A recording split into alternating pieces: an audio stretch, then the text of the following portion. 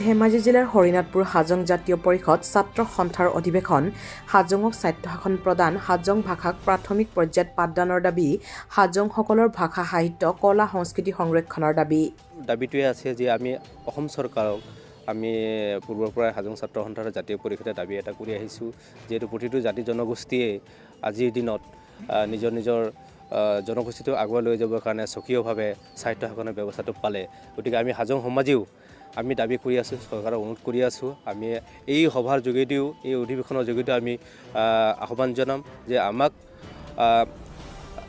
Satellite autonomous council আমাক দিব লাগে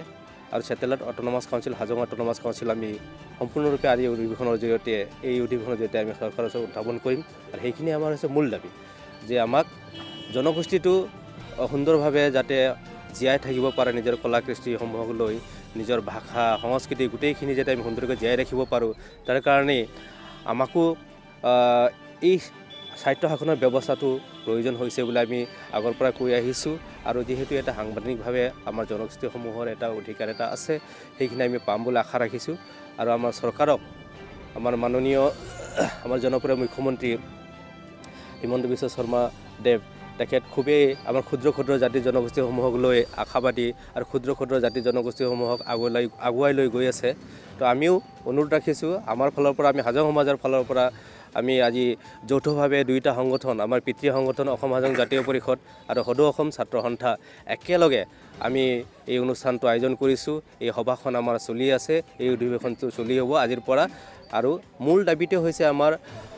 ছেটেলাইট অট'নমাছ কাউন্সিল আমাক লাগে সেইখিনি আমি দিব লাগিব আশা ৰাখিছোঁ চৰকাৰৰ পৰা তো আমি গোটেই অল অসমত আমি অনুমান কৰিছোঁ আমাৰ মাজত আমি এটা হিচাপ এটা আছে যে 1500মান প্ৰতিনিধি ইতিমধ্যে আহি পাইছে প্ৰায় 1500মান প্ৰতিনিধি হ'ব আজিও আহি আছে সন্ধিয়ালৈ আহি পাব তো সেইখিনিয়ে আৰু আশা ৰাখিছোঁ সকলোৱে সহযোগিতা কৰিব সকলো ৰাইজক ধন্যবাদ জনাইছোঁ এই অনুষ্ঠানটো মানে সুন্দৰভাৱে যাতে পাৰ হৈ যাওক তাৰে কামনা কৰিছোঁ উন্নতিৰ পথত লৈ যাব পাৰিম আৰু তাৰ কাৰণে আমাৰ এই সদৌ অসম হাজং ছাত্ৰ সন্থাৰ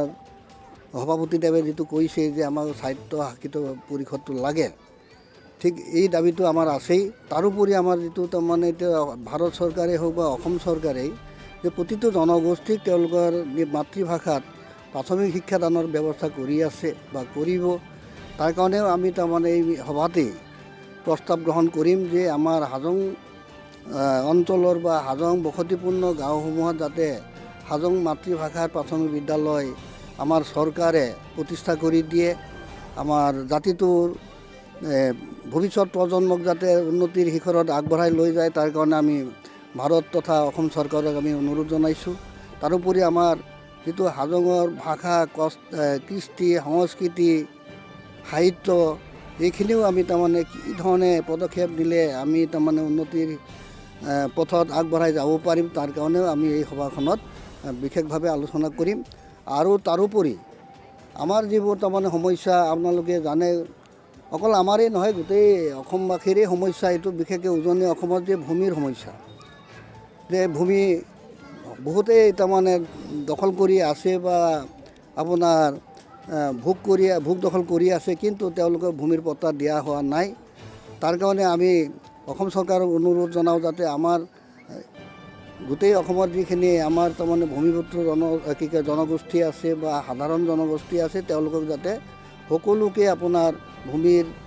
পট্টা প্ৰদান কৰে এইটো আমাৰ তাৰমানে চৰকাৰৰ ওচৰত দাবী থাকিব তাৰোপৰি আমাৰ থাকিব আপোনাৰ এই অঞ্চলত এটা কেন্দ্ৰীয় বিদ্যালয় নাই বা মহাবিদ্যালয় নাই তাৰ কাৰণে আমি এই অঞ্চলত কেন্দ্ৰীয় মহাবিদ্যালয় আৰু আপোনাৰ কেন্দ্ৰীয় বিদ্যালয় স্থাপন কৰিবৰ কাৰণে আমি এইটোও তাৰমানে দাবী ৰাখিম তাৰোপৰি আমি আমাৰ এই অঞ্চলত বিশেষকৈ জোনাই সমষ্টিত যে এই নালী নদীখনে আৰু চিমেণ্ট নদীখনে আৰু ডিমৌ নদী এই কেইখন নদীয়ে আপোনাৰ এই কৃষিপ্ৰধান ৰাইজৰ বিস্তৰ ক্ষতি সাধন কৰি আছে খেতিপথাৰ আপোনাৰ গৰা খহাই পেলাই ধ্বংস কৰি আছে তাৰ কাৰণে যাতে চৰকাৰে এই নালী নদীত আৰু চিমেণ্ট নদীত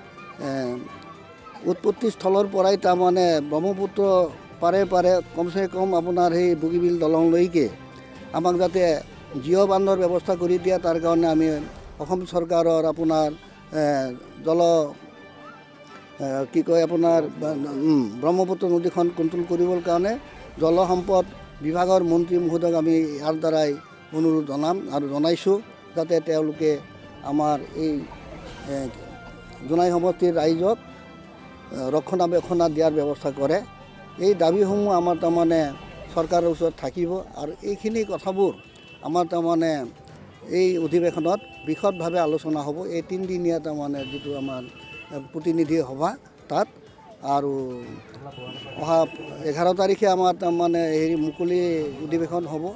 আৰু অধিৱেশনত আমি আশা কৰিছোঁ আমাৰ আমন্ত্ৰিত অতিথিসকল তাৰমানে আহি উপস্থিত হ'বহি আৰু তেওঁলোকৰ ওচৰতো আমি আবেদন নিবেদন জনাম।